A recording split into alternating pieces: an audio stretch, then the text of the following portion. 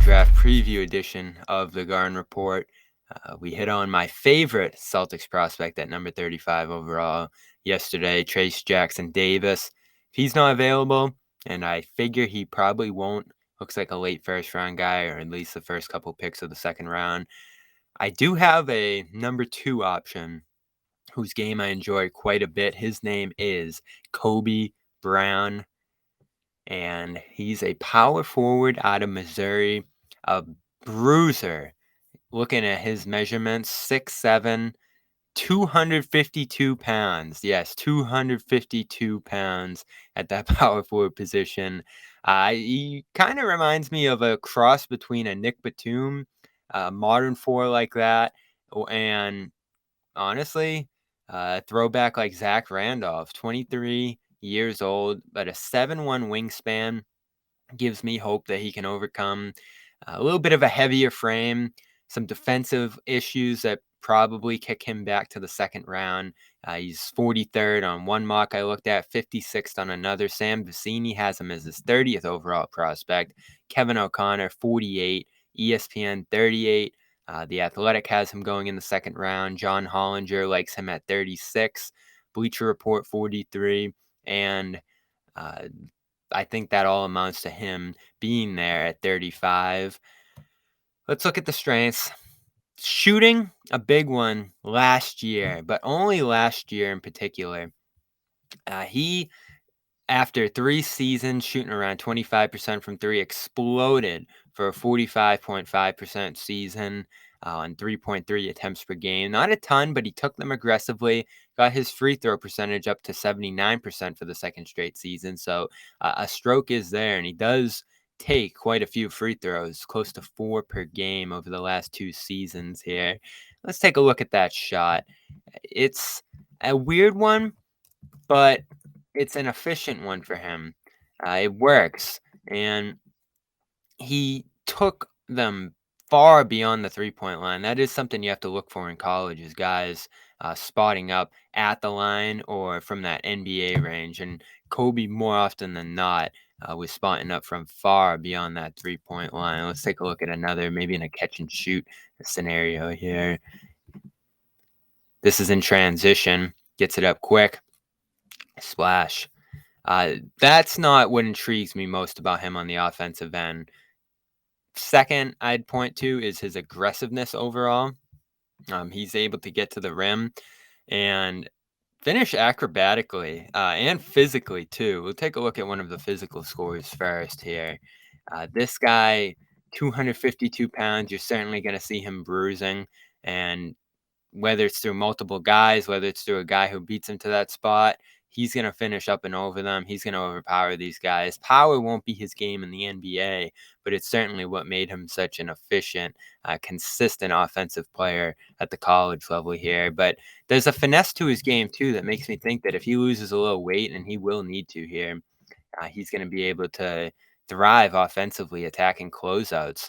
Gets right by a perimeter defender here and finishes acrobatically. There were some really impressive finishes in his package here. The reverse layup is one he's comfortable with, going underneath here. I mean, this is through 2 defenders attacking from the corner. And for a guy who will draw some gravity to the three-point line, that's super important. Now, as far as closeouts go, and this is something that if this is going to be something of a Grant Williams replacement here, I do like his ability to attack these closeouts, which is something that Grant Williams struggled with a little bit last year. This is coming out of the corner again. Now, finishing otherwise, he does have an alley-oop in his package, which I enjoy watching as a 7'1" guy go up and flush this down. He's athletic. He moves well for his size. He's probably one of the biggest bodies in this draft, but he is able to get up there and grab those alley-oops. I have another good one here of him getting up and grabbing the ball. Boom, 2 hands for safety. But let's get to that number 1 strength that I love from Kobe Brown, the passing. This guy is a masterful passer, and it doesn't show on the assist sheet. He keeps the ball moving, he keeps it popping. But he can really get out there, and whether it's from the post, kick into the corner, or along the perimeter making a lead pass in transition. This guy has a great feel on the ball that further makes me think he can be part of a team dynamic here if the offense and the defense come together. This is in transition, throwing a lead ahead pass to one of his teammates. Just great crafty stuff. There was something that made my jaw drop, a secondary pass on the perimeter as part of his highlight tape here. He catches it quick, finds a guy cutting backside. The vision on this play is unbelievable. I mean, Kobe Brown can really pass the ball. I feel good about him on the offensive end. Should that three hold up? And the way he shot the three so assertively, even in pull-up situations, doesn't make me nervous. I mean, we talked about Trace not being a guy who's confident shooting. This is a guy who's calling out a screen here to pull up long behind the three-point line off the dribble. That's not something he did often, but it's there, and he certainly improved as a shooter in his time there, even if it doesn't lead to consistent results at the NBA. 37%, 36, 37, 38, that would work for him. But the passing's really the strength. The dump off pass out of the post, a good one for him. Again, he's not going to be a guy who posts up often, but when he's in that position, if he can be a playmaker, I like his ability to be part of a functional, fluid offense. We can look at him passing on the move a couple times. He's able to see the floor on his drive, which is important if he is attacking those closeouts. I think that's another thing that Grant Williams struggled with sometimes. It's a shooter there who ends up finding his own shot.